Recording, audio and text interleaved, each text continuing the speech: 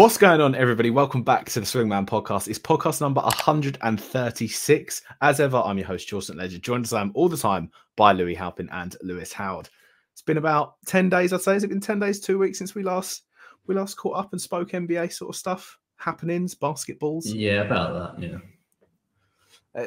There has been a few things that have been going on in the NBA sphere, shall we say.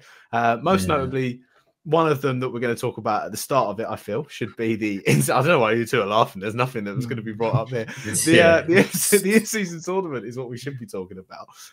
I would just like to say, I think the in-season tournament has been a resounding success even before it's finished, because you can definitely see the guys are actually trying to win these games and they're actually getting involved in it, is what I'll say. Before we get into sort of whose stocks are falling and rising, just as a topic to start, I think it's been a resounding success.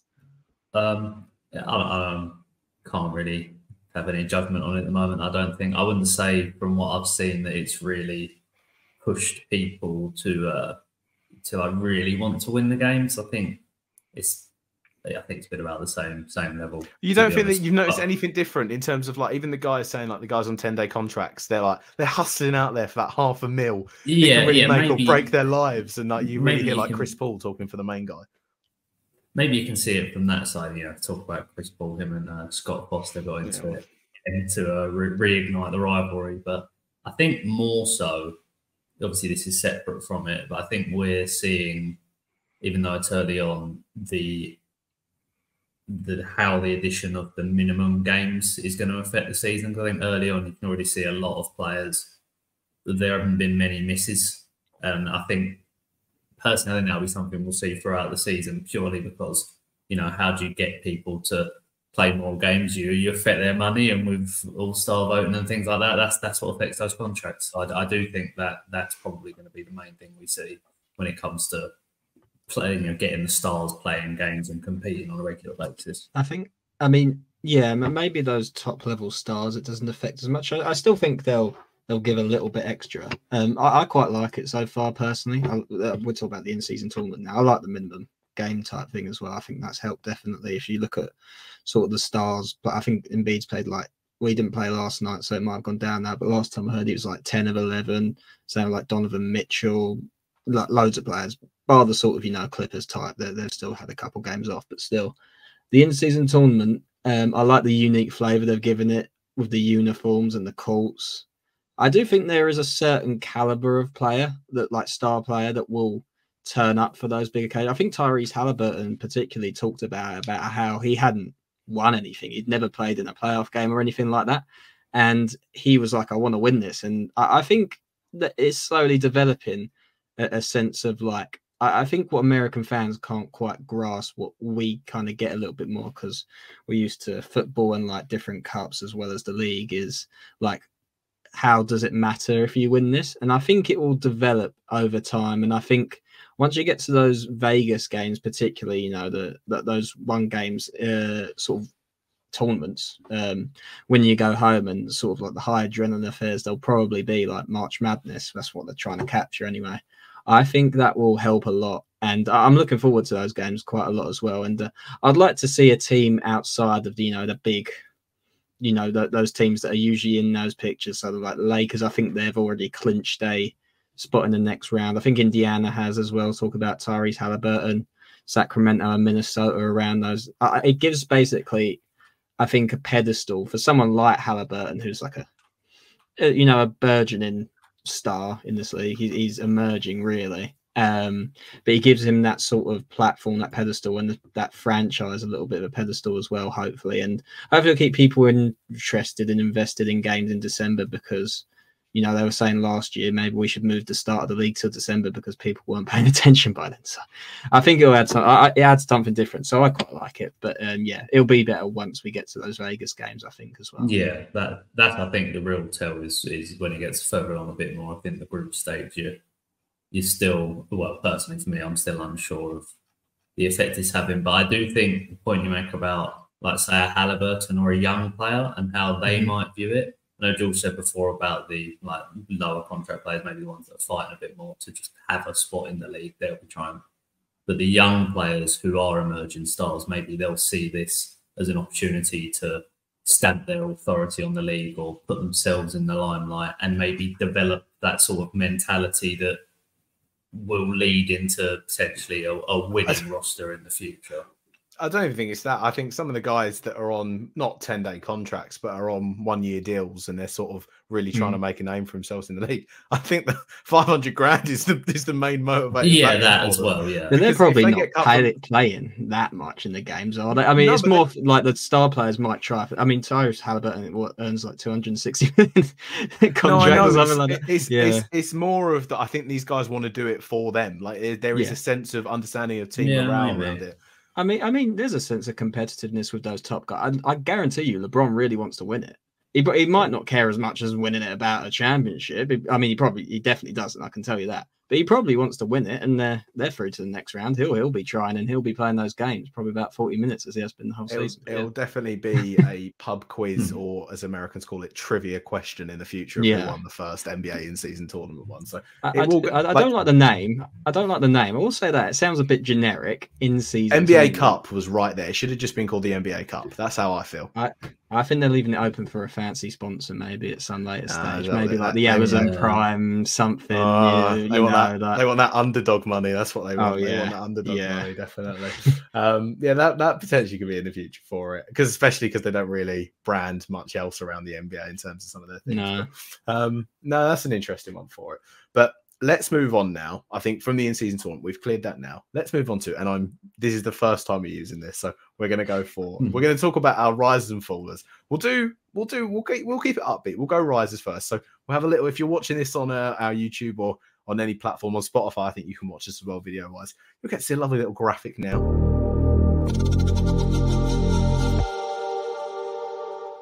Oh yeah, we're moving up in the world. We really are. We're moving right up in the world there. So this is where the part of the podcast where we talk about who we feel is rising within the NBA. It can be a player, a team, a coach, whatever. So I'm going to shoot it over to you, Lewis, first to run us through who you feel his stocks are rising the most within the NBA right now. So last time we did this, I just stuck to teams, but I've done a mix this time just to get a.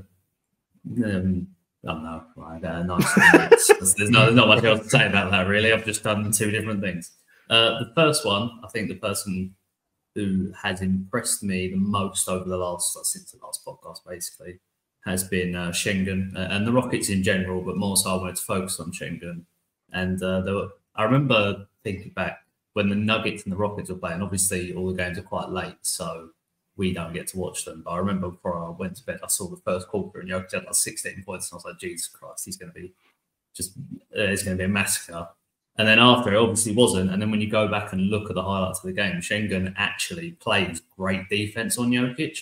And I think that's one thing that has always been sort of a question mark. And, funny enough, it was a question mark for Jokic before, he's changed that narrative because everyone recognises he's the best player or second best player in the league now.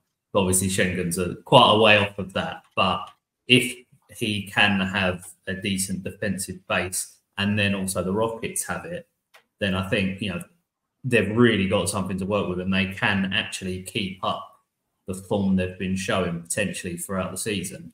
And, you just look at him, he's averaging just over 20 points, 8.5 rebounds, nearly 6 assists, and he's doing it efficiently at the same time. And, those kind of numbers are, I know people kind of call him baby Jokic, kind of Jokic-esque, but he does sort of provide that kind of value to the Rockets, obviously a smaller amount, because the way that they've been playing, I think if anyone listens to the Thinking Basketball podcast, I think they touched on this, they're allowing Jalen Green to play more off-ball this year and take advantage of his athleticism. And Fred VanVleet as well, adding in on this along with Schengen, have been kind of taking the reins of being the more ball-dominant players in the team and organising it, especially Fred VanVleet, obviously being the veteran in the team. And that's allowed the Rockets to change how they play. And obviously they've added players like Dylan Brooks, who is shooting out of his mind efficient right now and playing good basketball. And I think they've now got the basis of a very good team with two very good young players. I think Schengen has been a massive part of that. So I just got to give him a lot of props.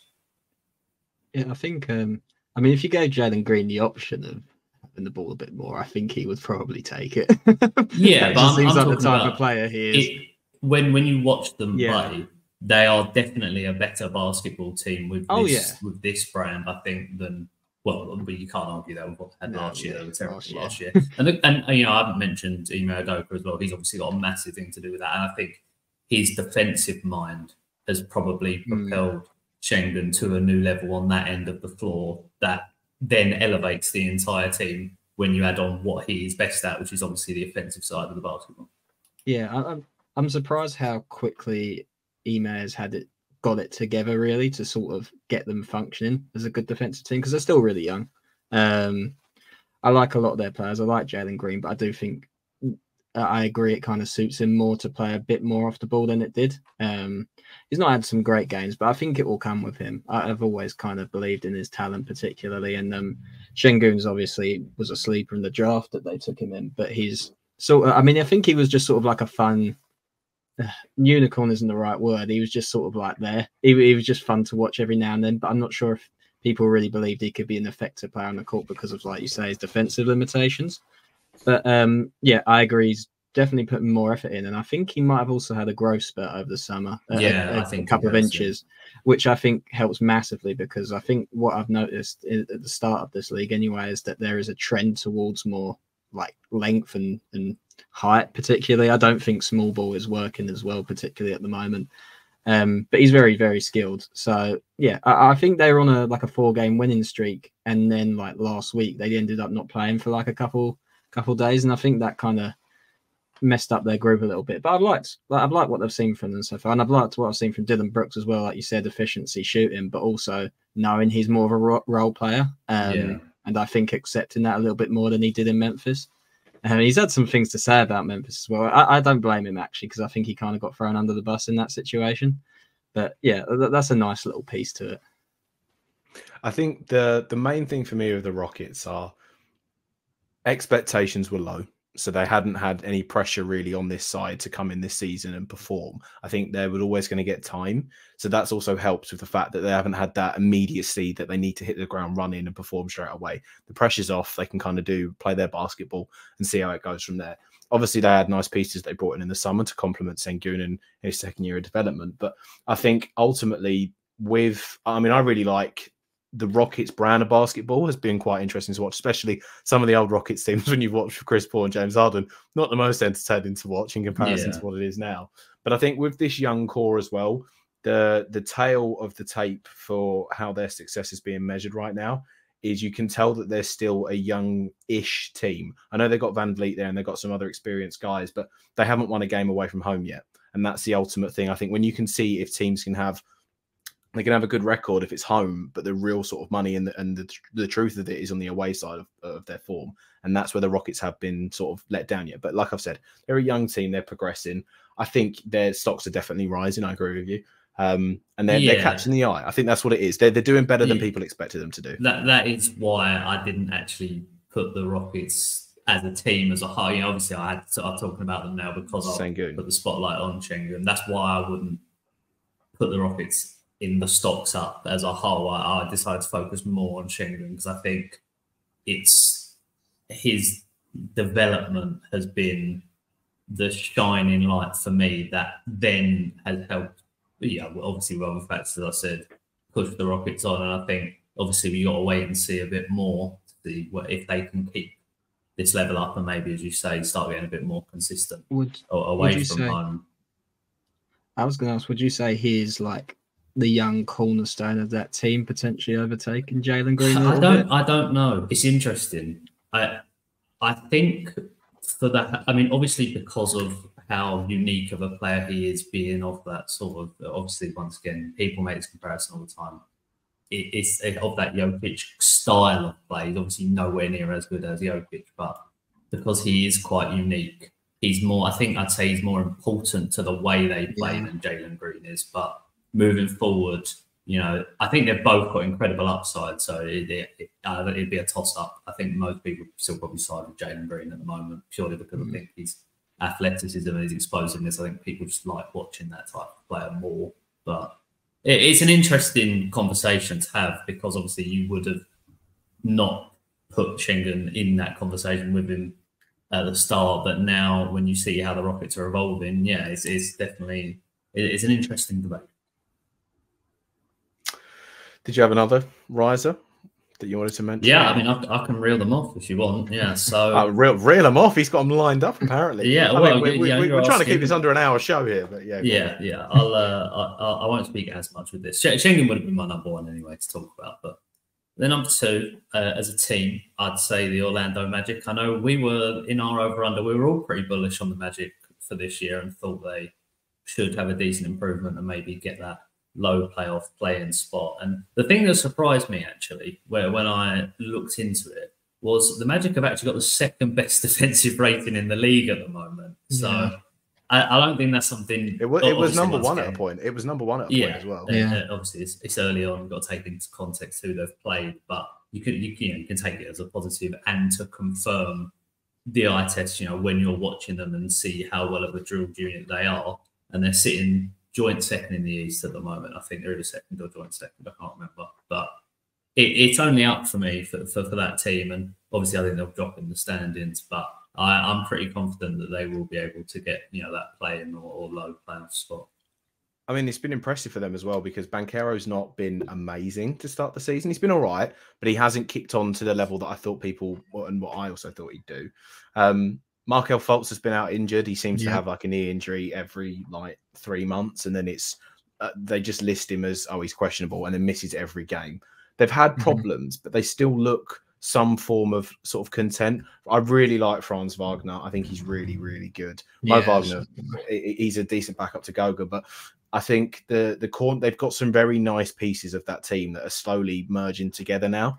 I think, joint second is way above what any of us would have had. They're not going to end up there, let's be honest. They're not going to end up there. And unfortunately, if any of you are Magic fans that are watching, just prepare yourself to fall down a little bit. But you can ride the coattails right now because this is what you have to get excited about. This is the whole celebration and victory police. If your team's playing well 15 games into the season, you have to celebrate. Yeah.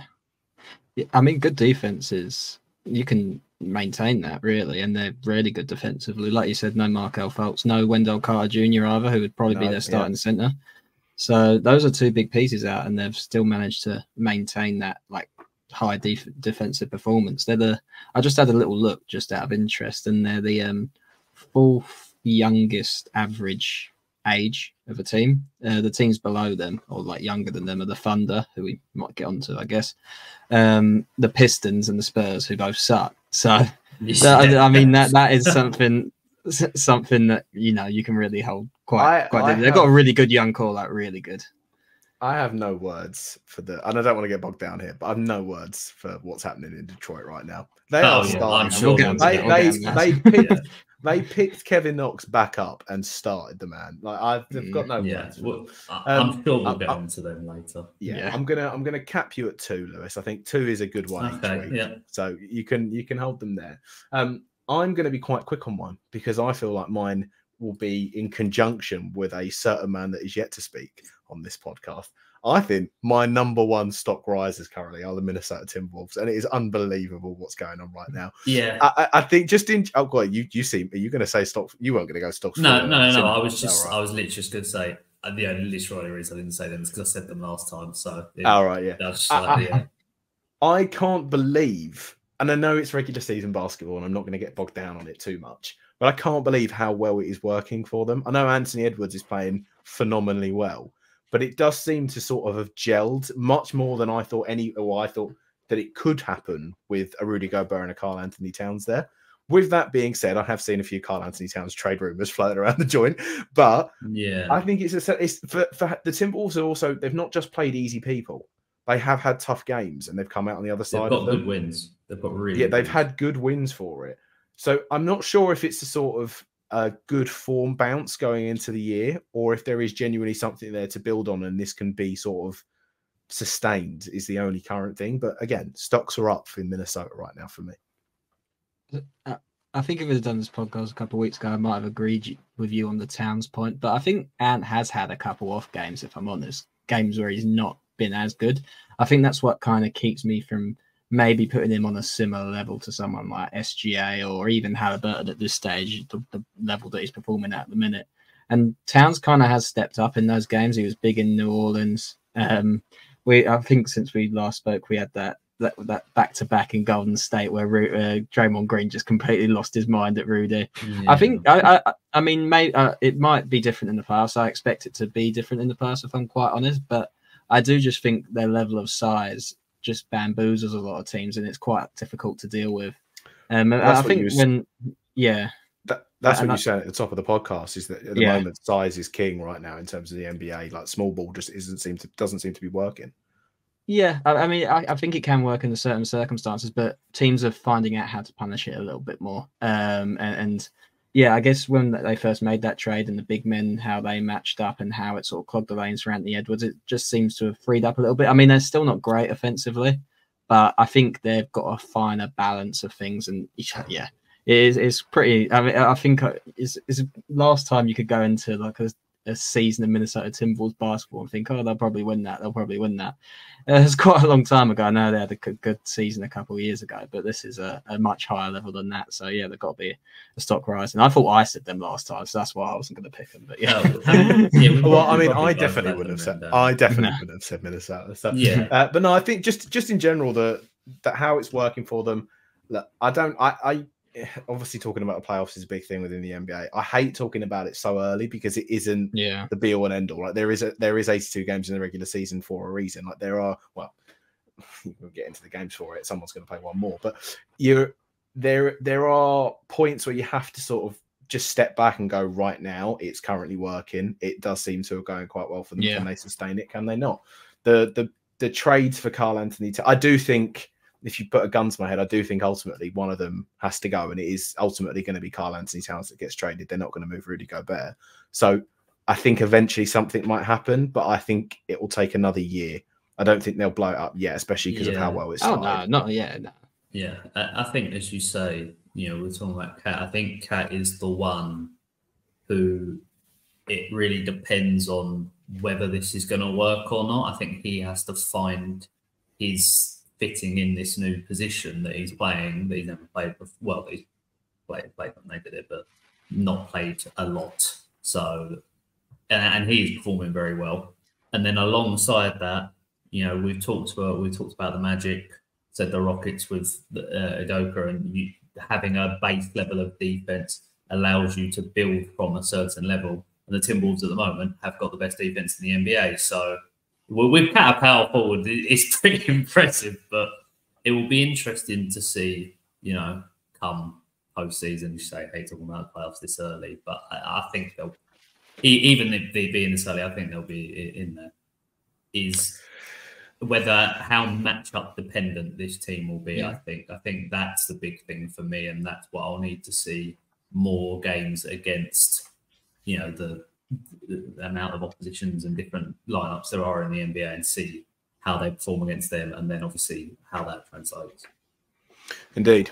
Louis, on to you. Who is your stock rising the second one in the NBA? For me this week, I didn't have to, if I'm being fair enough.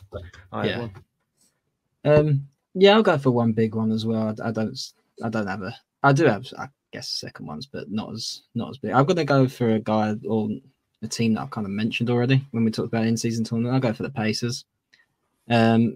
Might need to check this again, but last I checked, best offensive rating in the league. I mean, they had an insane game against like Atlanta, I think a couple nights ago. It was like 157 to 152. There is, I think, a severe chance they might break the like scoring record for a team in the league this season, because their offense is just ridiculous, and it's really just entirely centered around Halliburton. I know Trey or someone like that gets a lot of the ball, but everything runs through Halliburton at one stage or another, and he's just such a good decision maker, and he's so good at passing, he's so good at shooting, he can score whenever he wants. He's really taken a leap up, I would say. I think he probably could have been All-NBA last season if he'd have maintained his fitness. I think they were the 5th seed when he got injured, and then when he's not there, that offense crumbles because he's just so important to him. So that'll be something to keep an eye on, definitely. But they're kind of the inverse of the Orlando Magic, right? Because the Magic's offense isn't very good, and their defense is obviously, like you said, second best in the NBA. And I think for the Indiana Pacers, it's the other way around. But I like that we got that sort of like unique level of teams in the league. But, you know, they got Buddy Hill coming off the bench. They were going to trade him, and he seems to be working quite well.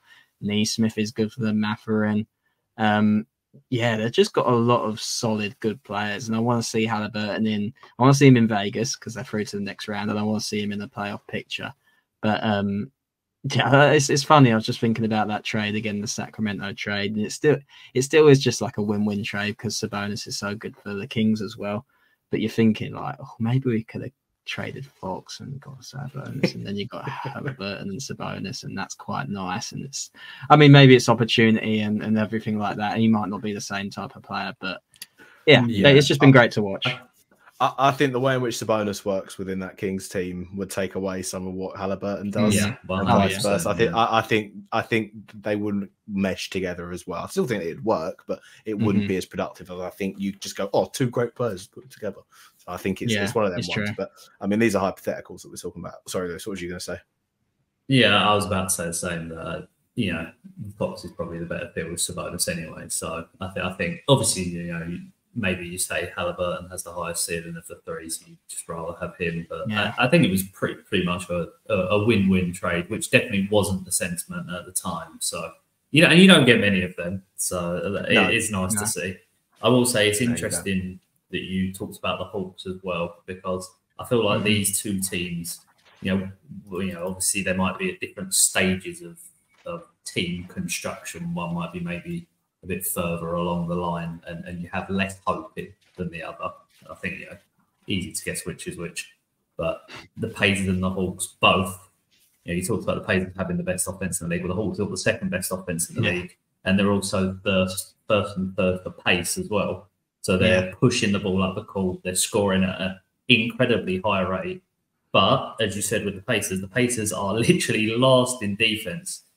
And the Hawks are, they 25th, I think? Yeah, they were 25th. And, obviously this is the story that the Hawks have had for a while now. But I think it's more interesting with the Pacers because Halliburton doesn't have the obvious defensive inefficiencies. I think it's his size, Trae Young has with his size. I think it's just that's what I mean, though. Yeah. But Trae Young's a much smaller guy, so it's a lot more glaring.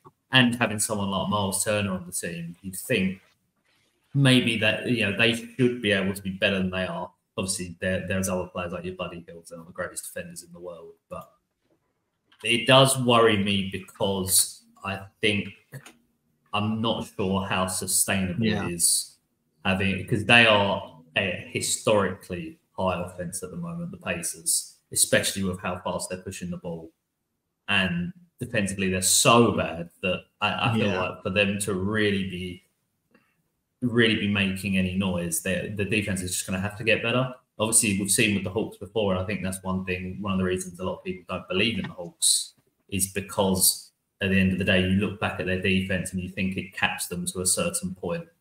The difference being the Pacers, this is very early on for them in their roster construction. They've got Halliburton as that young player. So I think the upside for them and how people view them is a lot higher because they've got more time to sort these things out, I think. I don't remember massive defensive issues being spoken about of India, and I guess it's because they're doing better, so they're in the sort of limelight a little bit more than they were last year. But I can't remember massive defensive inefficiencies being spoken about of Indiana beforehand. I know Andrew Nembhard started the season off quite well for them as a rookie in terms of that sort of more defensive-minded guard, even though they had that 50-pointer against the Warriors. But I can't remember there being too much about it. So maybe it is just a different way of how they're playing. Yeah, and this is a result of the pushing the pace and things like that. I don't think they were good last year defensively. They weren't anywhere near as bad as they are, I don't think. And I think some of it you do have to put down to the speed that they do play at as a team, because you're just not going to be able to get set up in your systems as much on defense when you play at that kind of pace. So that will obviously drag down. Entertaining as hell, though. But but there is a difference between being not a great defensive team and literally being the worst in the league. Like you have to improve on that. Yeah, there's a limit on their ceiling. I agree. I do think for the regular season that can work though a little bit, especially when I mean it probably isn't going to be as high as it is right now. Their offensive rating, that'd be ridiculous. But I still think they can regularly quite put up a 40-point quarter or something like that. And if you have a couple of off buckets, or like you don't, your offense stutters for a couple minutes, then you're like, you know, you could be far behind. They could bring it back. It's different with the Hawks, where I feel like maybe I'm just drinking a bit of the Halliburton Kool-Aid, but I feel like there's going to be a stretch where Trey's just goes like 1 of 13 or something ridiculous like that. You know what I mean? Like, he has those types of days, whereas Trae Young. Yeah, I know what you mean. Yeah, you're saying you think maybe there's a bit more consistency with the Pacers on offense. That Halliburton particularly. Yeah. I mean, I'm not a massive Trae Young fan, but yeah. Drinking the Halliburton Kool-Aid. That is I've not heard that in any case. We should advocate that our main graphic designer is probably the biggest Trae Young fan. I mean, he's even Halliburton. I think he would, but Trae Young gets a level of slander that is unparamount in comparison to that 25% of the podcast that's never on camera always loves Trae Young, and he never gets stuck up for. In any case, we'll go back to our $1 million budget performance and box office graphics to introduce our fallers in the NBA this week.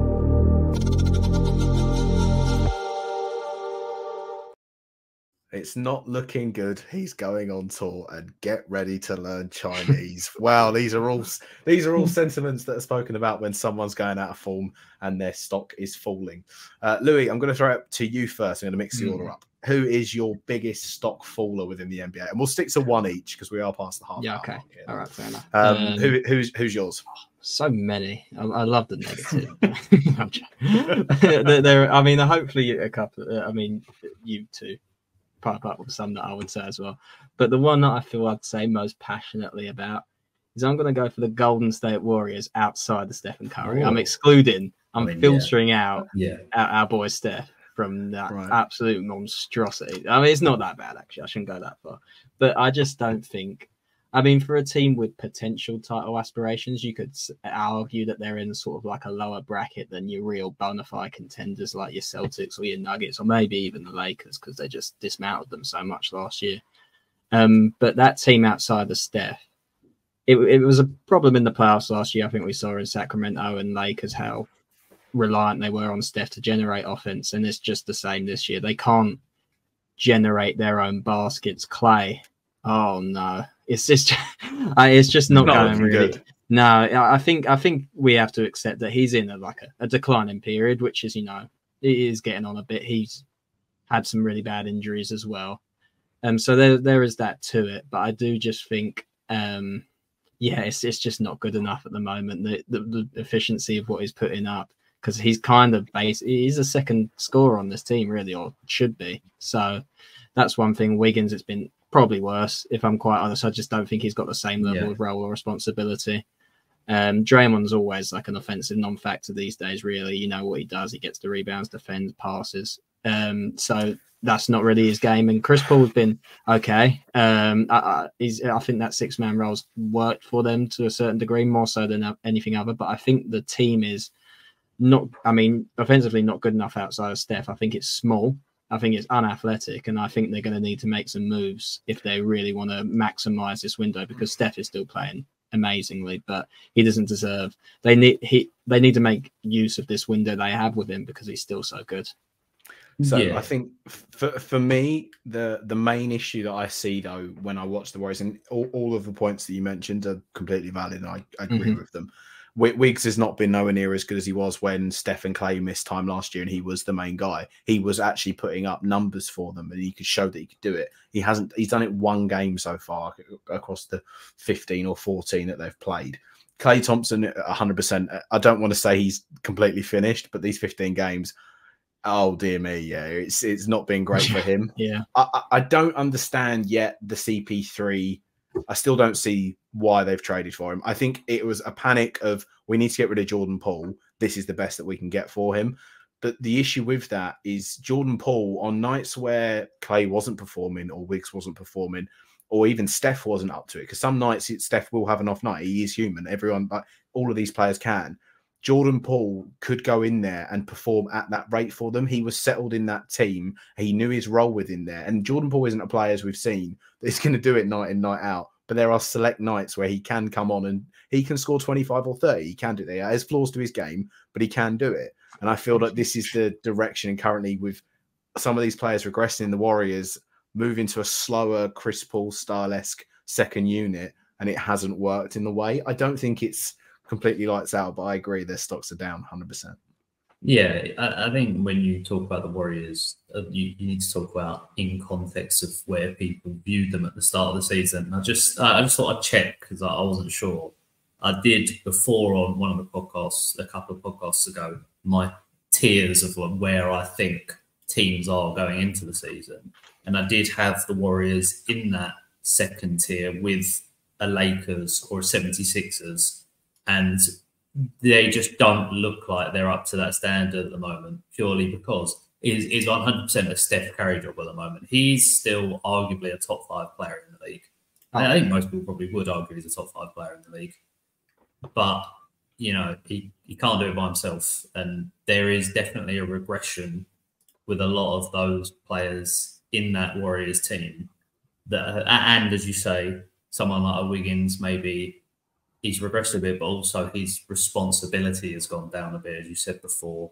Clay is not playing well whatsoever. Draymond, you know what you're going to get from him, as Louis said, but it's not enough to. You can get in the games off for a penalty. Yeah, and obviously, what happened with Rudy Gobert is not ideal, but it's not sustainable where Steph can, just carry this entire team. The other people have got to step up, and it's not like it's I wouldn't say, obviously the CP3 second unit thing is different for them, but it doesn't look like a coaching problem. It's not a coaching problem per se where, they change up how they play and fix it. I think this is more to do with the players they've got, which is why I tend to agree that they are going to have to make some moves to really get back on track to being that just in that second tier under the favourites sort of team for the title. As currently constructed, I think they're like a ball, like 6th, 7th, like a playing team. If I'm quite honest, that's how I feel about them right now. It might change, but I do think they need to make those moves. But they're not trading Clay as long as he's under contract. 100%. They won't trade him. That's just not going to happen. Especially, I mean, Zach LaVine gets floated about. That's something that's reasonably interesting. I'm not sure how much it moves the needle for them particularly, but I think Wiggins is probably the more likely of the ones to get shifted if they get a big salary. Yeah, I mean, I mentioned it earlier, and trades get floated about, but the one I kept seeing was Andrew Wiggins, Moses Moody, and GP2 to the Timberwolves for Karl Anthony Towns. That probably works. I think that works. And it should address sort of some. It's not a win-win, but it addresses issues for both sides currently in terms of taking away one of the bigs for the Timberwolves, giving them a bit of a wing defender, and then obviously giving a floor spacing center realistically that is better than a Kevon Looney or whoever they've got currently in at the Warriors. But yeah, they need a big. I wouldn't do that if I was the Timberwolves personally. No, so I just think what they've got going on at the minute is fine. They need more than that. That's the current predicament though. It's working. Yeah. If it wasn't working for the Timberwolves, I could see it happening. But they're the number one team in the West, so they're not. And the Western Conference is so much harder this year. So. I think Moses Moody's of the two, him and Kuminga. I think he suits the team a little bit more. Kuminga's still so raw, and it just doesn't suit what they do a bit. Really, but if it were the perfect scenario, obviously, I mean, they had a number 2 pick and they could have picked like LaMelo Ball and Tyrese Halliburton, who we chose previously. But if James Wiseman would have actually panned out for them, sort of like a do-it-all big man, versatile, mobile, can do some stuff offensively, that would have been great. But he doesn't even work for the Detroit Pistons and they suck. So, They do indeed. Right. I'll move over. I'll move on. Shall I should have said. My one, I got one this week, and it was the easiest and most obvious choice for me. He goes by the name of Swaggy Paul, the microwave, the pool party himself, Jordan Poole. I think in terms of bad weeks within the NBA, 10 days is probably the stretch of what I'm going to give it to him here. Jordan Poole might have put up some of the worst performances, and this is including his season high 30-pointer, because there is just... I don't know if it's a lack of just not giving a toss about anything for Jordan Poole currently right now. And the belief factor of just sort of like, oh, this is his team, but there's no expectation to win, so I'm not even going to bother trying. But my God, some of the stuff that I've witnessed from him over this past few, like these games he's playing for Washington right now. I mean, he just forgot simple rules in terms of letting the ball roll up the court, thinking it stops the game clock. Like, he dropped 30 points in that game, but that's all anyone speaks about, is because it's just a lack of understanding or lack of concentration within him. And I think it's that coupled with the fact of that Washington done this trade thinking, yeah, we're going to raise his trade value all the way up. We're going to get something really nice for him. And in true Washington Wizards fashion, it's completely backfired on them. And it looks like his trade value is literally at the lowest it's ever been. Everything is down with him. His effective field goal, his PER, his win shares, everything is off. I think he's averaging more points than he normally does. That's because he takes 400 more shots. Yeah. But I think in terms of by definition of these two segments that we're doing this year on this podcast of stocks falling, Jordan Poole for me is the numero uno selection. Yeah, I mean, when you talk about evaluating a player, I think one of the things that will have reduced his value in the eyes of a lot of teams being on this Wizards team is just, his lack of responsibility, the fact that he just doesn't really care about what's happening with the Wizards at the moment. It feels like he's just going out there to play, and obviously he's a very talented player, so he's going to be able to put up decent numbers on some nights. He can obviously have an explosive game every now and then, but I think it's just his attitude towards the team. And obviously, I don't know this for certain, but just going off how they play, obviously him where he should be the best player on that team, and he still probably is. It's not a good look. It's as simple as that, really. So if any teams are looking at it and you see a player, I think it's that coupled with I think Kyle Kuzma had not a reputation of not taking anything seriously, but a reputation around not being the most serious player within the league. But Kyle Kuzma for Washington has put in some decent performances, and he seems to have actually taking it somewhat seriously to get out of Washington. I don't think anyone goes there and thinks, yeah, I'm going to drag this franchise back to the top of the standings. But it's just a very interesting one. I thought I would have seen Jordan Poole come into this and think, yeah, this is my team. I'm going to run this. Just sort of a little bit like you saw. That's what he's done. That's what he's done. I just don't think he's very good at it. I think that's my opinion. I think he's more of I think he's better in short stretches. That's what I've come to. Is that why it's called the microwave? Is that where it's come from? Maybe. Yeah. I mean, that's why he wasn't in Golden State, right? That's what his best moments were. Yes. So maybe you can put it down to immaturity at the end of the day, really. Yeah, it is.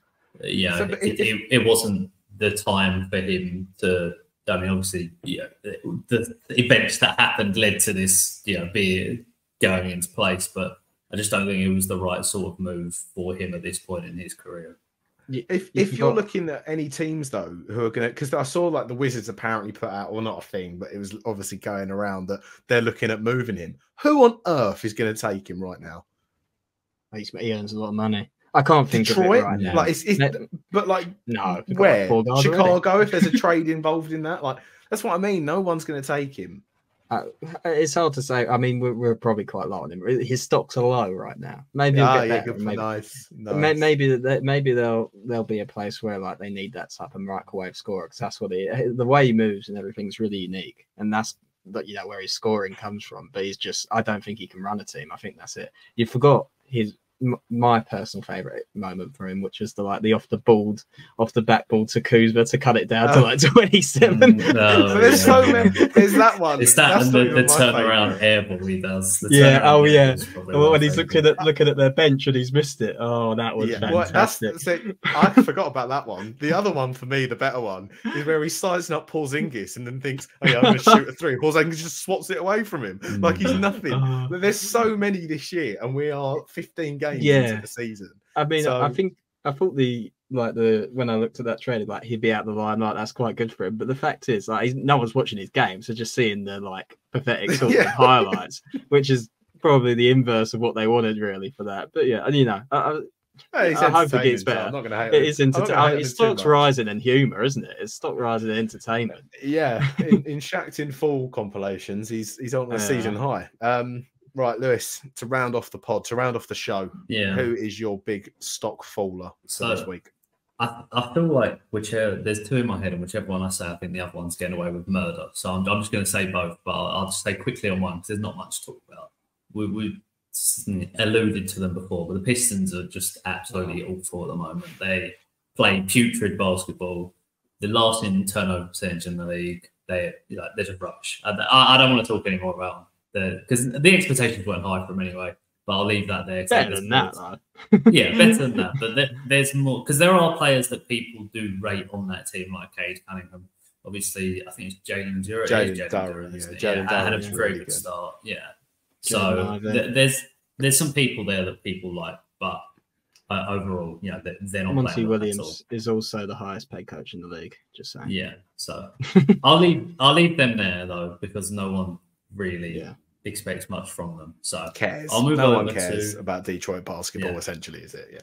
Yeah. I'll move over to the phrase "too many cooks spoil the broth."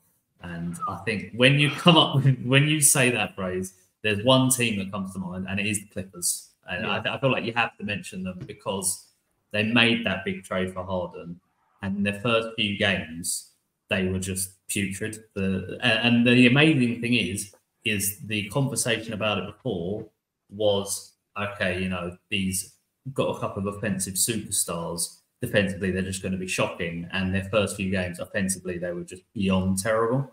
So I feel like you have to put them in. This isn't prospecting what they're going to be because I do think they can, they've got great players and a decent squad. They can sort it out. But at the moment, you just have to put them in here because a team with those players should not be. I think is it 1-5 since they got Harden, or maybe 2-5 now? I think it was 1-5 when I last checked. 2-5 because I won last night, right? Oh, 2-5, because they won last night. Which just obviously isn't good enough, and some of the losses are pretty bad. That was against the Spurs, though, so it doesn't really even count that win, does it? Yeah, exactly. But we know now, obviously, Westbrook apparently requested to come off the bench, and I think that is one. That is one way. I think that's the first thing that comes to mind when you see that Clippers team is Harden and Westbrook are probably going to have to be the leaders of different units, and even more so than that, I think there's other problems such as what is the locker room going to be like with Russ taking that, lesser of a role? Is there going to be a bit of, obviously not. I'm not talking about physical, but animosity between the players. I know Russ and Harden are great friends, so maybe that'll be fine. And I think the other issue is just your best player at the moment it's not open between Kawhi and Paul George. I don't think either of them are natural leaders, so that I think that in itself presents an issue because they're probably not going to be the most vocal in that locker room. And when you don't have a player like that, I think it just means that these problems just carry on, take longer to really be brought up and sorted out. Having said that, they obviously have the talent, and where I was talking about the tiers before, I think I had them in the second tier along with the Warriors, purely based on the players that they've currently got in that squad. They should be able to figure it out. Whether they will, whether the injuries will keep being an issue, I don't know. But purely based on how they have started performing, you have to put them in there, I think. So I think ultimately it's going to come down to what we always see of a James Harden team. The offense at times is going to be horrendous to watch. James Harden is going to get his stat line, and whether that's a 25-10 or a 30-8 or whatever it is, different this time because obviously he's got two all-star caliber players alongside him in terms of Kawhi Leonard and Paul George, who will play 15 to 20 games with him. But I think this is it'll be the story. They'll make the playoffs via the play-in or via a sort of lower level playoff spot. And then come playoff time, James Harden won't perform too well and he'll cost them a game. And I think that's ultimately what happens with the Clippers. And it'll be a different story to Paul George and Kawhi Leonard not playing enough games together. It'll be on James Harden because he'll be the reason. If it doesn't work this year, it will detract from the story that has been the Clippers of that these two haven't played enough games together. The energy and the synergy isn't right. It will now be the blame James Harden show. I think Russell Westbrook will do himself a massive favor to get out of the LA, because I think since he's moved from the Lakers, there was points last year, and we mentioned this before, where he played genuinely really well. Like, not just well for being that sort of Westbrook's been terrible recently. He played really well. He won them games by himself.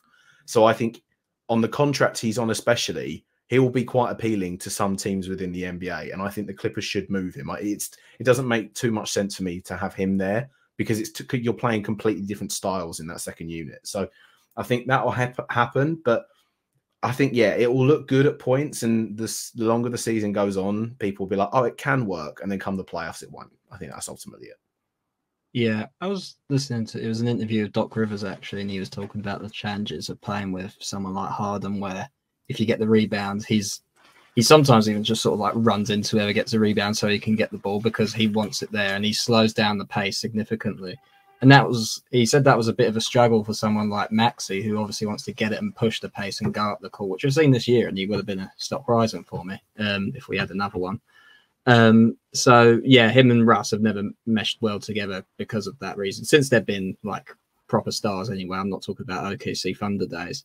That's why I'm sure they are okay with each other, friendly with each other, but I think by the time in Houston, both of them kind of like out on playing with each other. Yeah, I thought that. So that's, I mean, yeah, the pace slows down. Obviously, he dominates the ball. I think I'm not as big a fan these days of the sort of big three, if I'm quite honest, or sort of compiling these. What are you on about, mate? Bradley, Beal, Booker, and Durant's been amazing to start the year. Yeah, that's true. If they can ever get on the court together, but I prefer the sort of like mix of a couple stars maybe, and then you've got your role players, and then everyone knows their role a little bit. Whereas now it's all up in the air. I don't know who would take the last shot on that in like a close game. I know James Harden hit one in the first game that he won for the Clippers, and it was sort of like between him and Kawhi. Kawhi threw him a bit of a hospital pass, if I'm quite honest. But yeah, so I don't like it. I didn't like the Clippers, coming into this season personally. But I don't think their fortunes have really improved that much of Harden personally. I wouldn't see them winning the championship. And I think Russ should get out. Yeah, I think Miami would suit him quite a lot. Someone like that. But I can't. His talent is wasted a little bit on the bench, and I think they need someone more role players to fit around those guys. Yeah. I'd say as well, when you talk about stars and you know how many you've got, or whether you've got the role players, whatever. I think one important thing is how conducive the stars are to playing together on the court. And someone like a James Harden is almost compounding the problem that they already have with Paul George, with Kawhi, and obviously with Russ now, is that all of them are most effective when they've got the ball in their hands. And I think that's a problem maybe people always talk about, Tatum and Brown, and how they aren't conducive to playing together. But you see they've added a Porzingis and added a Drew Holiday, and I think that those two additions are so massive for them because they fit with those two and how they want to play the game. And I think that will serve Boston greatly in the long run. I think that's why so many people have them as probably the favourite at the moment. Whereas with the Clippers stars, they just don't mesh well together. The last thing I'd say is it would be interesting. You talk about Russ.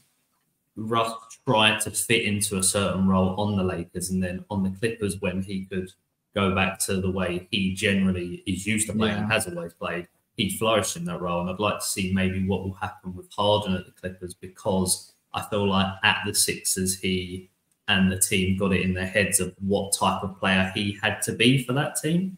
And maybe on the Clippers now, even though it won't be at the same level because he has obviously regressed, maybe he goes back to being more of the James Harden that we're used to, and not from your Phillies or even your Brooklyns as well. You know, it could have just started there, to be honest, and it just came over to the Sixers and they just kept going with that.